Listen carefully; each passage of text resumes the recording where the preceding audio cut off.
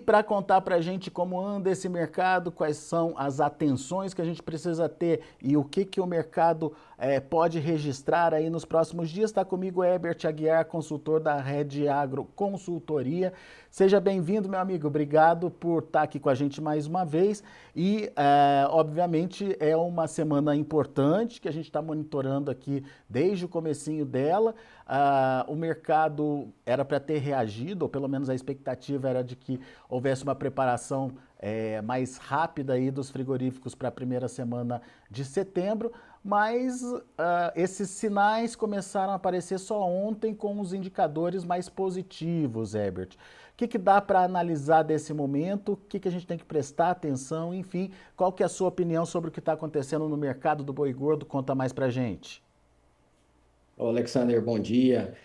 A gente viu ontem, né, o indicador da Tagro aí tendo um ajuste positivo aí para cima nas principais praças. A gente vê que alguns frigoríficos pequenos e médios precisaram, de certa forma, pagar um pouco mais aí para poder fazer as escalas da próxima semana. A gente já começa a originação aí da primeira quinzena de setembro, e isso ajuda a sustentar esse boi a preços aí um pouco mais altos do que a gente viu aí na última quinzena de agosto. Então a gente encerra aí um agosto relativamente com um piso de preço que nos dá uma força. Agora o ponto de atenção e que todo mundo está procurando encontrar é onde que está o teto, né, desse boi gordo. Para onde que a gente vai aí no segundo semestre? As expectativas aí ainda são muito otimistas por boa parte do setor produtivo, porém, a gente já vê isso nos contratos futuros. O ponto é, será que a gente vai ver aí um boi sustentado nesses 330 que a gente está tendo hoje para novembro, dezembro, olhando para a formação de margem dos confinamentos que seguem positivo? Então, são algumas dúvidas que o mercado segue de lado nesses dias, desses contratos, Alexander, tentando, de certa forma, novidades para esse boi talvez deslanchar, mas está um pouco difícil, principalmente do lado do consumo.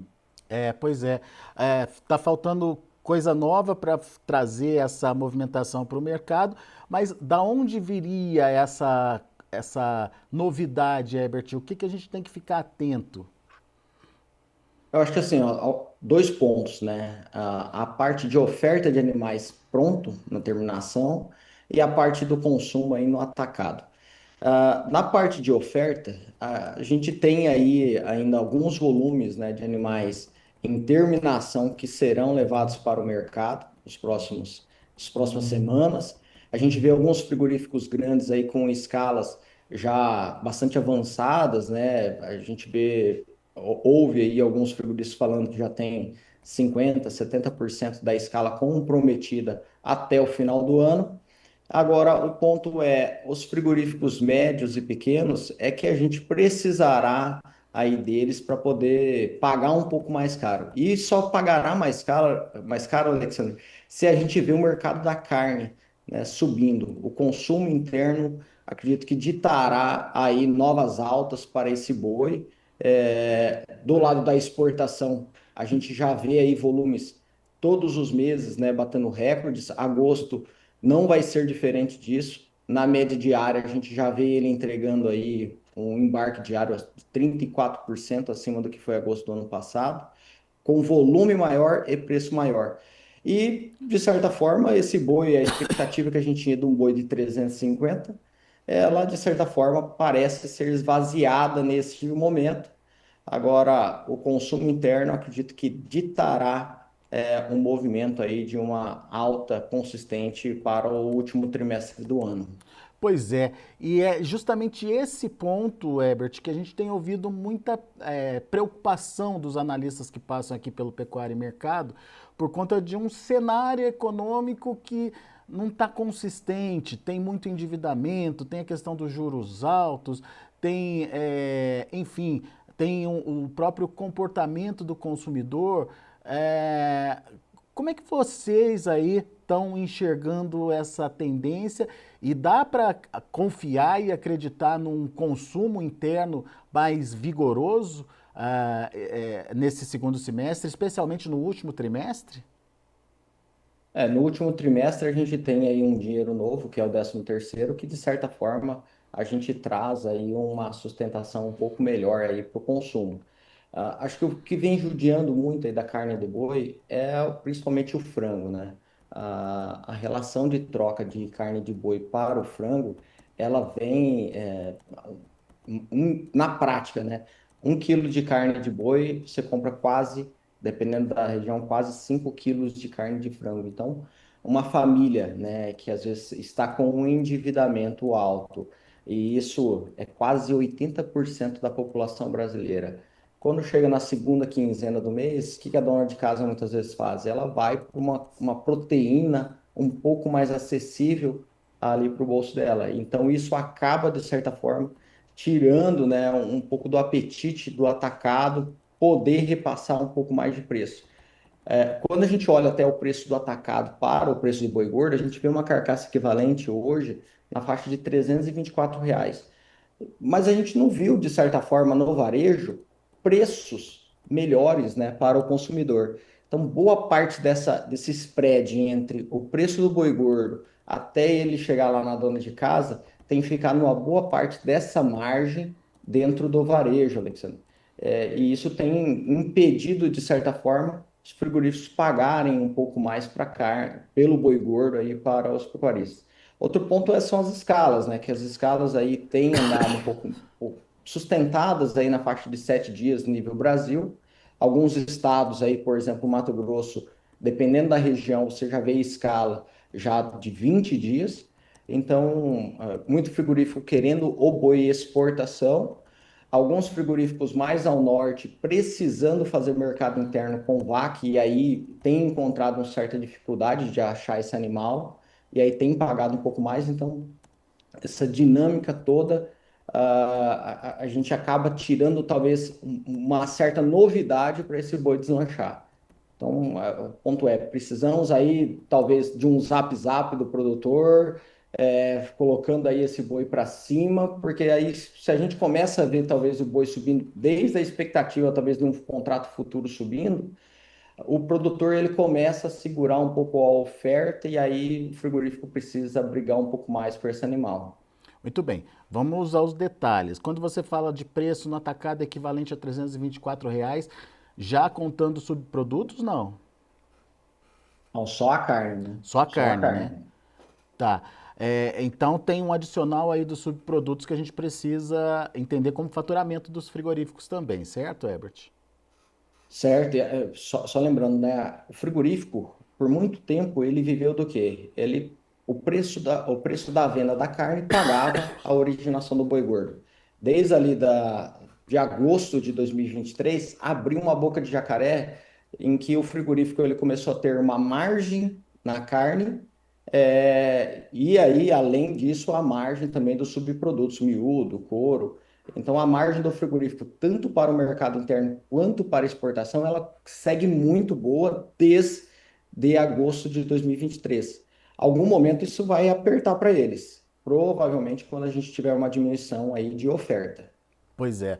Agora, a próxima pergunta seria justamente sobre essa questão da oferta. Qual que é a expectativa de vocês? Tem muito confinamento é, com animais aí para colocar no mercado nas próximas semanas, nos próximos meses? O que vocês têm sentido? Enfim, em termos de oferta, essa oferta de confinamento seria capaz de anular, de repente, uma alta mais vigorosa aí da roupa? Eu acho que a resposta da oferta vai vir muito para o lado da fêmea, né? Sazonalmente, a gente tem aí uma oferta menor de fêmea no gancho. E isso pode, de certa forma, fazer com que esse boi aí, essa oferta de carne diminua, né? Em consequência, talvez, de uma diminuição de abate de fêmeas que a gente tem aí para o segundo semestre ainda. Então, do ponto de vista de oferta, a gente entende que boi confinado ainda tem muito no Brasil inteiro. Provavelmente a gente vai ver o aumento, né, nos próximos meses aí, pelo IBGE, do número de animais confinados. No Mato Grosso, por exemplo, existe um estudo que fala de 20 a 30% dos animais são de confinamentos. porém o Estado é líder na terminação intensiva a pasto, e isso não entra nesse tipo de amostragem. E por exemplo, hoje, você for fazer uma terminação, Alexander, desde você fazer uma originação de um boi magro aí de 14 arrobas, você geralmente tem girado em torno de uma arroba produzida de 200 a R$ 210. E quando você olha aí um animal que vai ser abatido em dezembro, uma bolsa colocando aí um 333, R$ 332, isso tem deixado uma margem de 2 a 3% de rentabilidade ao mês. Ou seja, desde que o produtor consiga talvez já ou fazer algum gerenciamento de risco, já travando esse boi, já aproveitando o preço que tem em tela, ele consegue fazer uma renda fixa aí o dobro do que ele teria aí para pegar um CDI no banco. Então a margem continua muito atrativa para um animal que você vai levar aí, por exemplo, colocando esse animal no coxo hoje e morrendo em dezembro. Então, a expectativa é que a gente tenha uma oferta ainda grande de confinamento, porém, isso vai enxugando a cada semana. O primeiro giro de confinamento foi uma oferta grande, isso já tem, de certa forma, diluído. Então, vai muito do ímpeto de margem. Aí, acho que o produtor tem que operar é isso. É, Ele tem que começar a olhar um pouco mais para a margem, menos para o preço ou da expectativa. é. E observar esse comportamento das fêmeas nos ganchos também, como você bem lembrou aí no começo da conversa. Agora, quando você fala dessa oferta mais restrita de animais jovens, tanto de bois quanto de fêmeas aí para exportação, até que ponto isso pode influenciar na formação de preços, Herbert? Bom, a exportação ela está servindo como escoamento, né? Ela ajudou muito a sustentar um piso de preço no boi. A gente viu ontem a reunião do governo ali junto com o mercado chinês, já falando de habilitação de novas 14 plantas. México tem levado um volume melhor com a saída dos Estados Unidos, o mercado da Indonésia, já fala-se aí da possibilidade de Japão começar a embarcar alguma coisa dentro do ano. A exportação segue muito bem. Agora, o calcanhar de Aquiles nosso, o calcanhar de Aquiles nosso está no mercado interno. Acho que é isso que vai ditar muito, talvez a gente, vamos falar assim, a limitação do teto de uma arroba. Outro ponto a gente ainda não teve uma arroba paga ao produtor na faixa de 63, US$ 62 por arroba. E o produtor que olha hoje para frente com esse câmbio caiu e precifica esse animal ali, por exemplo, a 330 para novembro ou dezembro, você consegue hoje pegar aí, fazer um arroba de US$ 60. Então, acho que tem que olhar um pouco para isso. Esse câmbio tem, de certa forma, tirado talvez um pouco do ímpeto também aí desse boi deslanchar um pouco mais para cima, mas, de certa forma, exportação vai seguir muito firme, muito forte aí, setembro é um mês melhor de exportação, outubro aí é onde que a gente embarca muito. O ponto é o mercado interno, Alexandre. Muito bom. Enfim, todo mundo que a gente conversa aqui tem essa preocupação e esse foco no mercado interno, principalmente para entender aí que momento é esse do consumo, da necessidade da população brasileira de se abastecer de carne bovina, das alternativas que ela tem hoje, como o Herbert mostrou aí, a perda de competitividade com a carne de frango. Enfim, é um segundo semestre para a gente prestar atenção no consumo interno. Quando a gente fala de oferta, por maior que seja a oferta de confinamento, sem a participação das fêmeas nas escalas de abate, essa questão teoricamente está regulada. Quando a gente fala de exportação e a gente olha o que aconteceu no primeiro semestre e projeta que o segundo semestre pode ser ainda melhor, também essa situação é positiva para preços. Mas daí fica a grande interrogação, né, Herbert, como você bem colocou, do mercado interno, né? E outro ponto, assim, Alexander, quando a gente olha para o mercado futuro, a gente vê que o mercado está de lado, ele está numa indefinição, né? Precisa vir algum fato novo. O mercado tem operado muito gráfico no boi gordo, então a gente vê ali uma certa sustentação que vem respeitando uma tendência de alta nesse boi. Existe um teto que é uma linha de tendência de baixa que vem em cima. Então a gente está olhando assim, ó, se esse boi perde esses 325, 324, ele rapidamente ele pode buscar ali o primeiro piso nos 320 e aí depois até buscar um pouco mais isso no boi outubro. Só que se ele ganhar esses 328, acima de 328, chama bastante compra e rapidamente a gente pode ver esse boi no 334. Então ele está numa linha de lateralização consolidada ali, que aonde ele romper, ele de certa forma vai fazer um movimento um pouco mais forte, tá? Outro ponto que chama atenção, existem os seguros de alta, em que o produtor pode acompanhar uma alta aí na arroba através dos contratos futuros, pagando um preço de seguro, e a gente teve, na virada agora de agosto, a gente tem aí o maior número de opções de compra em aberto da história. Tem até um estudo do Rogério Goulart que mostra, nos últimos anos, quando isso aconteceu, a gente viu aí o boi depois subindo, quando a gente fica com esse maior volume de opções de compra em aberto. Então, o mercado financeiro, ele está, de certa forma, esperando alguma notícia, esperando algum movimento mais forte. Se a gente vê ele subindo, isso pode ter um reflexo no físico, tanto para alta quanto para baixa.